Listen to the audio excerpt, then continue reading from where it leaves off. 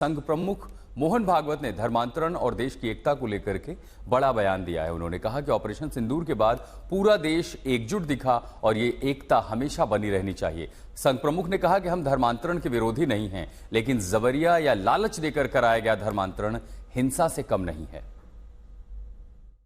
और इसलिए देशभक्ति के इस वातावरण में सारे मतभेद जैसे हम भूल गए हैं, आपसी स्पर्धाएं भूल गए, देश के हित में स्पर्धक एक दूसरे का सहयोग कर रहे, ये जो चित्र खड़ा हुआ है वो वास्तव में उत्तम प्रजातंत्र का दृश्य, ये आगे भी चलते रहना चाहिए, ऐसी सदिच्छा हम सबके मन में है।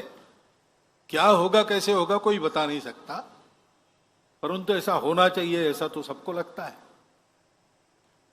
क्योंकि हम ये भी जानते हैं कि ये सब होने के बाद समस्या तो मिटी नहीं। टेढ़ापन जब तक कायम है, द्विराष्ट्रवाद का भूत जब तक मन में कायम है, शांतिपूर्वक रह सके इसलिए अलग हुए और अलग होने के साथ ही अशांति करना प्रारंभ किया। ये दोगलापन जब तक जाता नहीं तब तक देश पर ये खतरे बने रहेंगे। अपने मन से अगर कोई अपने पूजा का तरीका बदलता है तो हमारे यहां किसी ने ऑब्जेक्शन लिया नहीं है, मान्यता है। रोरण नारायण वामन टिळक हो गए,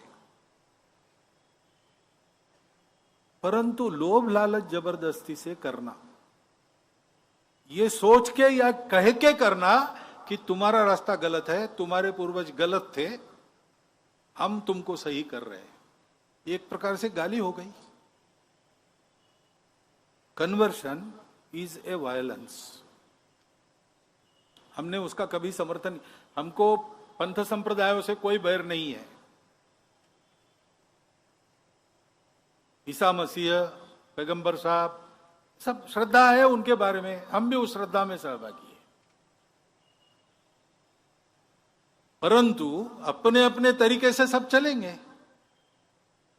और इसलिए ऐसे जो गए लोभ लालच जबरदस्ती से, वो अगर वापस आना चाह रहे हैं तो उनको स्वीकार करना चाहिए।